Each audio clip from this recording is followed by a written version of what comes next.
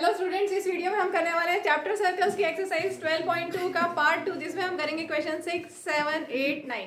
तो क्वेश्चन 6 आपको दिया हुआ है, chord of a circle of radius 15 centimetre subtends an angle of 60 degree at the centre. तो आपके पास एक कॉर्ड है और which is subtending 60 degree at the centre. ठीक है, chord suppose A B chord है, centre of the circle O, and this chord is subtending angle 60 degree at the centre.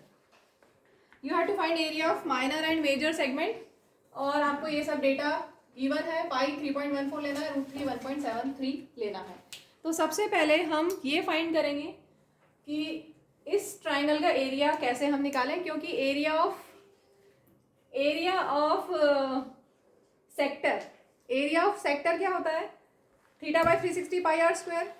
और ये सेगमेंट माइनर सेगमेंट का area कैसे निकाल सकते हो, पूरे सेक्टर के एरिया में से ट्राइंगल का एरिया माइनस करके निकाल सकते हैं। एरिया ऑफ सेगमेंट क्या होगा, area of sector minus area of triangle. अब एरिया ऑफ ट्राइंगल हम क्या लें, half into base into height. ना हमें बेस पता है ना हाइट पता है। ठीक है, तो बेस और हाइट फाइंड करने के लिए मैं यहाँ पर बिल्कुल सिंपल सा कंसेप्ट यूज कर रही हूँ। इसको हम दो अप्रोच से कर सकते हैं। एरिया ऑफ ट्राइंगल को हम दो अप्रोच से निकाल सकते हैं। बेस और हाइट को हम या ट्रिगो से निकाल सकते हैं, या मैं अभी यहाँ पर बिना ट्रिगो के कर रही हूँ, और जहाँ पर 120 डिग्री होगा इसके बाद एक किसी क्वेश्चन में 7th क्वेश्चन में 120 डिग्री आएगा, तब हम ट्रिग्नोमेट्री यूज करेंगे। ठीक है, बिना ट्रिग्नोमेट्री के यहाँ पर हो सकता है, तो मैं उसके बिना कर रही हूँ। दो अप्रोच से कर सकते हैं। अभी हम बिना ट्रिग्नोमेट्री के कर रहे हैं। यहाँ पर हमने कंस्ट्रक्शन किया, परपेंडिकुलर ड्रॉ किया। चलो ये बाद में करते हैं। पहले देखो, O A equal to O B, radii of same circle. O A equal to O B, O A equal to O B, radii of same circle. तो इनके अपोजिट एंगल्स इक्वल होंगे।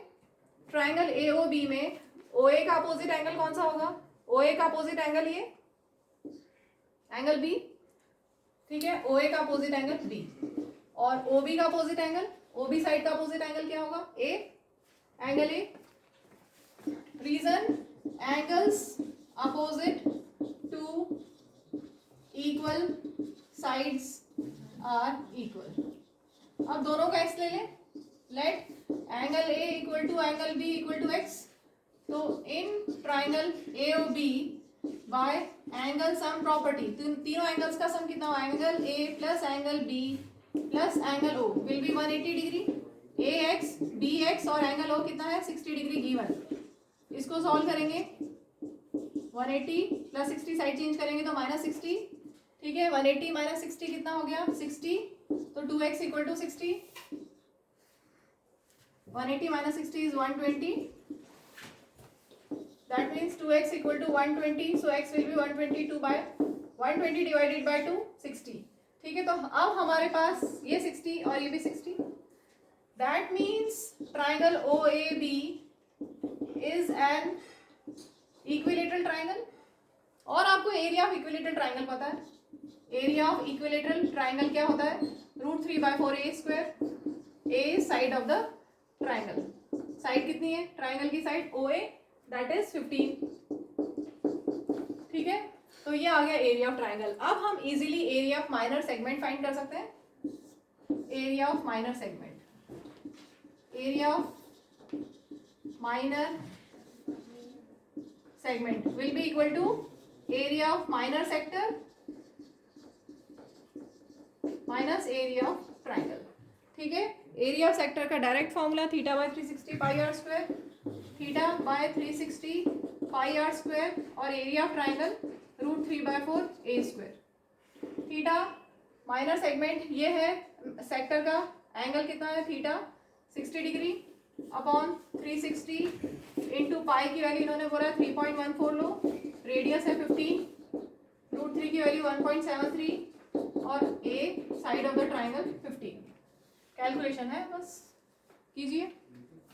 0 0 कैंसल, 6 6 36, और ये करते हैं 2 से कैंसल, 2 3 6, 2 1 2, 2 5 10, 2 7 14।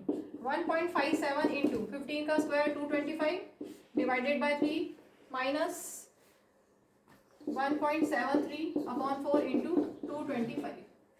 ठीक है, इसमें हम चाहें तो ये जो कैलकुलेशन पार्ट है इसको पहले ही यहाँ पे कर लेते हैं। 3 से और कैंसिल हो रहा है, 3 5 15, 15 5 75, इसके बाद मल्टीप्लाई करेंगे तो ये आएगा, और 1.73 इंटू 225 करके डिवाइडेड बाय 4 करने से ये आएगा, और सब्ट्रैक्ट करके मैंने आंसर लिख दिया, और एरिया यूनिट सेंटीमीटर स्क्वायर। तो ये तो हो गया माइनर सेगमेंट का एरिया। अब हमें फाइंड करना है मेजर सेगमेंट का भी area, area of major segment. Better होगा इसमें कि हम directly area of circle minus area of minor segment कर लें। अगर आप चाहें तो area of major sector minus area of triangle कर सकते हैं, लेकिन यहाँ पर एक्चुअल में जो मेजर सेक्टर है उसमें ट्राइंगल कौन सा लोगे, थोड़ा सा बहुत कॉम्प्लिकेटेड सा हो जाएगा, कॉम्प्लिकेटेड हो जाएगा वैसा करना। तो बेटर है कि आप इसी से करो। टोटल सर्कल के एरिया में से ये जो शेडेड पार्ट है हटा दोगे तो बचा हुआ मेजर सेगमेंट आ जाएगा।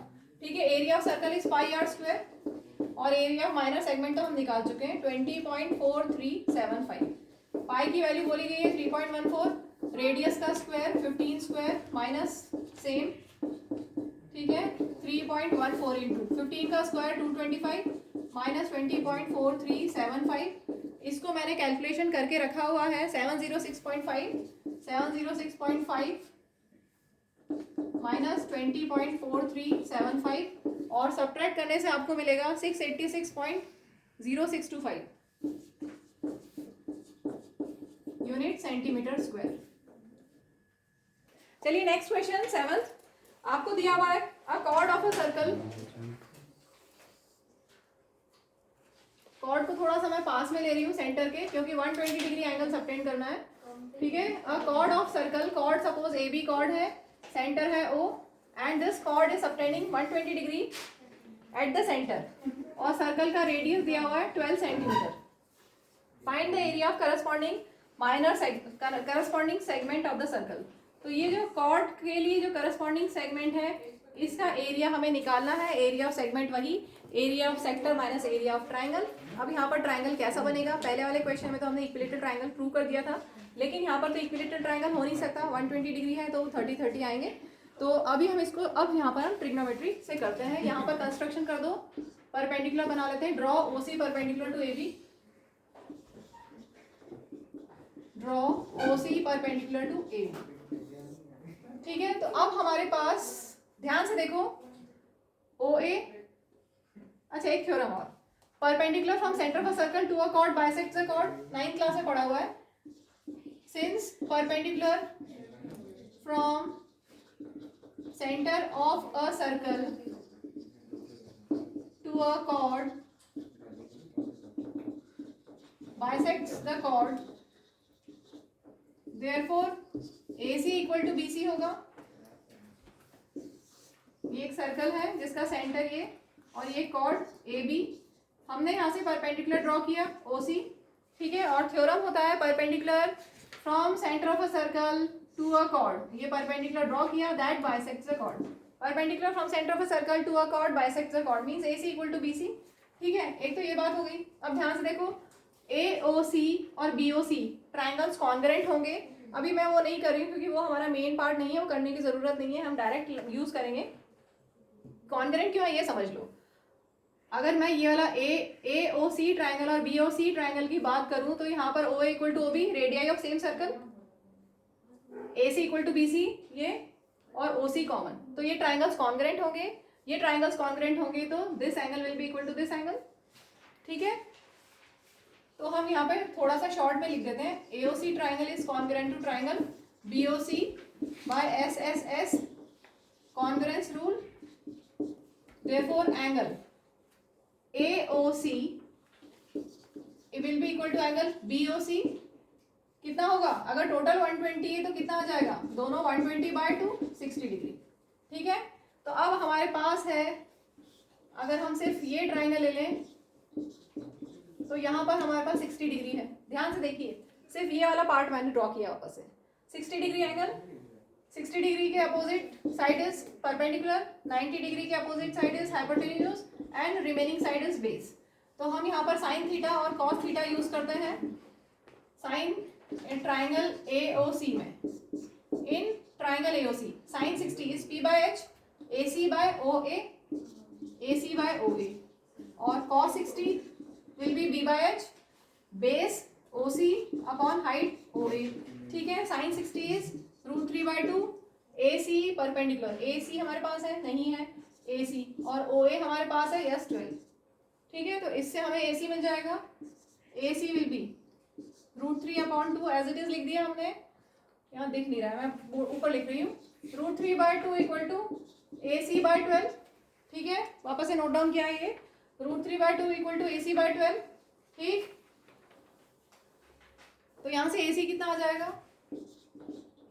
√3/2 एज इट इज, 12 की साइड चेंज करेंगे, डिनोमिनेटर है दूसरी साइड जाके मल्टीप्लिकेशन में चला जाएगा, न्यूमरेटर में चला जाएगा, 2 6 12, तो 6√3 आ गया AC। अगर AC 6√3 है तो AB कितना हो जाएगा, उसका डबल, अभी लिखा था हमने, perpendicular from centre of circle to a chord bisect the chord, ठीक है। तो AC जितना है उतना ही BC होगा, तो टोटल AB कितना हो गया 6√3 प्लस 6√3 दैट इज 12√3, ये तो आ गया AB, बेस आ गया ट्राइंगल का बेस, इस ट्राइंगल का बेस AB हमें मिल गया 12√3, AB is equal to 12√3।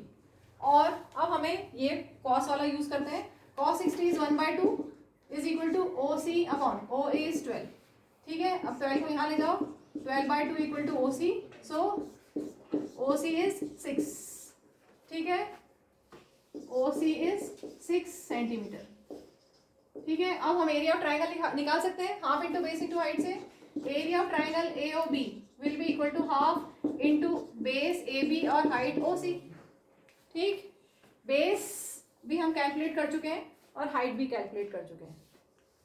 Base हमारा है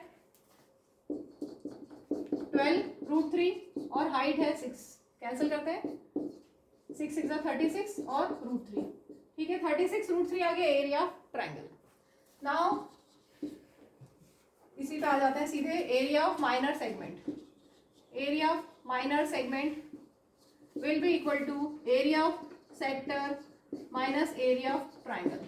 area of sector is θ/360 πr², area of triangle is half into base into height, ठीक है। थीटा कितना एंगल है 120 डिग्री, इस सेक्टर का, ये पूरा जो सेक्टर है इसका एंगल 120, पाई को बोला गया है 3.14 लेना है, रेडियस 12 है, 12 का स्क्वायर माइनस, ये हम कैलकुलेट कर चुके हैं, half into base into height is √3 36√3, ठीक है। सारी वैल्यू रख दी हमने, कैंसिल करते हैं, 12 3 36, 3 4 12,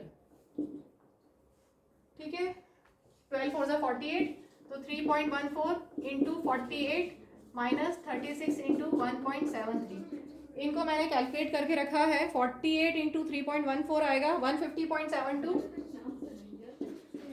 और 36 इंटू 1.73 आएगा 62.28, और दोनों को सब्ट्रैक्ट करके हमें मिलेगा 88.44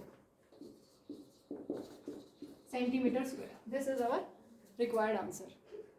next question 8th, a horse is tied to a peg at one corner of a square shaped grass field of side 15 metre, square का साइड है 15 मीटर, और हमने एक स्क्वायर के कॉर्नर पे, स्क्वायर के एक कॉर्नर पे हॉर्स को यहाँ टाई किया हुआ है, ठीक है। पैग यहाँ पर है, यहाँ पर पैग है, तो हॉर्स कितना एरिया ग्रेस कर सकता है, find area of that part of the field in which horse can grace. तो हॉर्स को अगर आपने टाई किया है 5 मीटर लॉन्ग रोप से, तो यहाँ से यहाँ तक रोप मैक्सिमम जा सकती है, ठीक है। तो यहाँ से यहाँ तक भी 5 मीटर, मतलब मैक्सिमम इतना area maximum horse can grace. तो ये कैसा शेप है, इसको चाहे तो एरिया ऑफ सेक्टर कैसे कर सकते हैं, थीटा 90 डिग्री, थीटा 90 डिग्री, तो area of sector is θ/360 πr², लिख सकते हो 90/360 πr², और ये कैंसिल करोगे तो 1/4, ठीक है, 1/4 πr²। और हम डायरेक्ट इतना ना करके डायरेक्ट भी कर सकते हैं, क्योंकि ये सर्कल का 1/4 पार्ट है, ठीक है। तो area of quadrant of circle को डायरेक्ट हम लिख सकते हैं, रेडियस 5 मीटर, ये ध्यान रखिएगा, 15 का कोई काम नहीं है, 15 मीटर का कोई काम नहीं है इस क्वेश्चन में, रेडियस दिया हुआ है 5 मीटर, ठीक है। तो एरिया ऑफ, मैं डायरेक्ट क्वाड्रेंट ले रही हूँ 1/4 πr², आप डायरेक्ट ऐसे कर सकते हैं, थीटा लेके करना चाहे तो ऐसे कर सकते हैं, ठीक है। 1/4 पाई कितना है 3.14, और रेडियस है 5, कैलकुलेशन करना है बस, 2 से कैंसिल, 1.57 इंटू 5 5 25 अपॉन 2, और इसको कैलकुलेट करेंगे तो हमें मिलेगा 39.25 डिवाइडेड बाय 2 और फिर डिवाइड करेंगे तो मिलेगा 19.625 metre square. This is the area that horse can graze. Therefore, area that horse can graze is 19.625 metre square. अब सेकेंड पार्ट में बोला है अगर हमने ये रोप को बढ़ा दिया 10 मीटर कर दिया,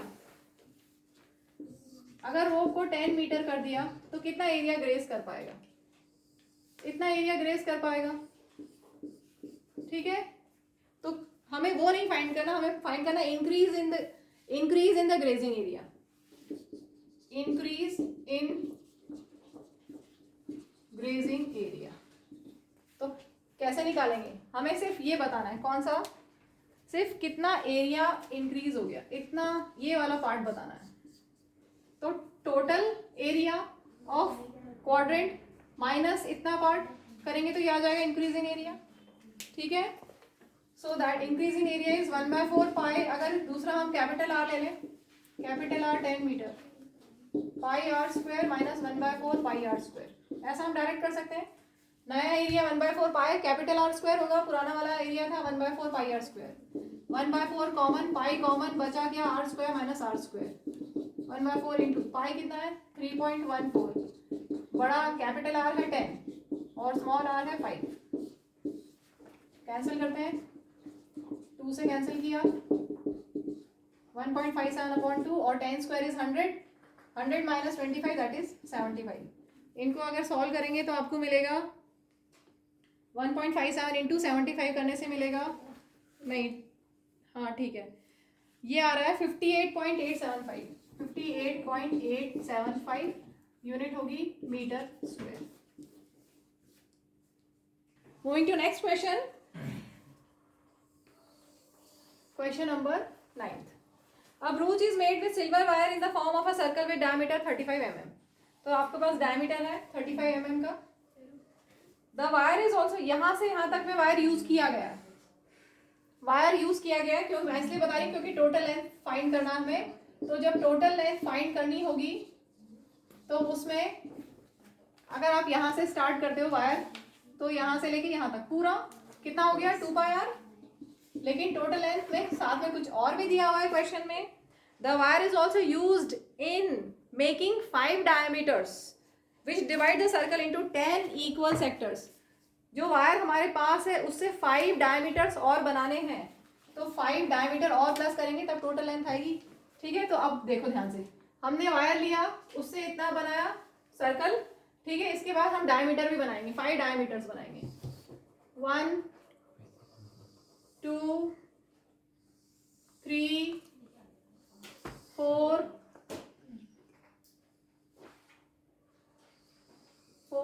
एंड 5. 5 डायमीटर हो गए. समझ में आया? तो हमने जो ब्रूच कैसे बनाया, वायर से बनाया है, तो उसकी टोटल लेंथ कितनी होगी? 2 पाई आर प्लस एक diameter, second diameter, third diameter, fourth diameter, fifth diameter, 5D. ठीक है, बस अब वैल्यूज पुट करनी है तो टोटल लेंथ आ जाएगी 2R. 2R को मैं D लिख दूँ, twice of radius is diameter, तो पाई D प्लस 5D. ठीक है, इजी कैलकुलेशन कराने की कोशिश रहती है हमेशा. D कॉमन, बचा क्या? Pi plus 5. अब D कितना है? 35. पाई है 22/7. कुछ लेना है? नहीं. एक काम करते हैं, बिना कॉमन लिए कर लें इसको. कॉमन लेके भी कर सकते हैं, मुझे ऐसा लग रहा है ऐसे ही हो जाएगा. पाई है 22/7, diameter is 35 plus 5 into diameter. ठीक है, क्लियर? पाई D प्लस 5 इंटू D.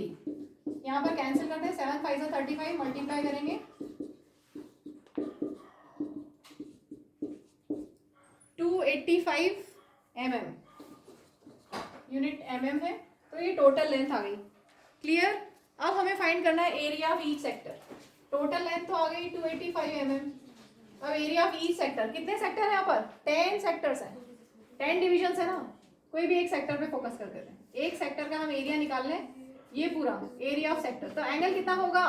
पहले एंगल कैलकुलेट करना पड़ेगा ना, थीटा. तो टू फाइंड एंगल आप क्या करोगे? क्या करें? 10 डिविजन है यहाँ पर, 1 2 3 4 5 6 7 8 9 10। 10 डिविजन में कितना एंगल है? 360 degree. For 10 divisions angle is 360 degree. तो एक डिवीजन के लिए कितना होगा? ये एक डिवीजन।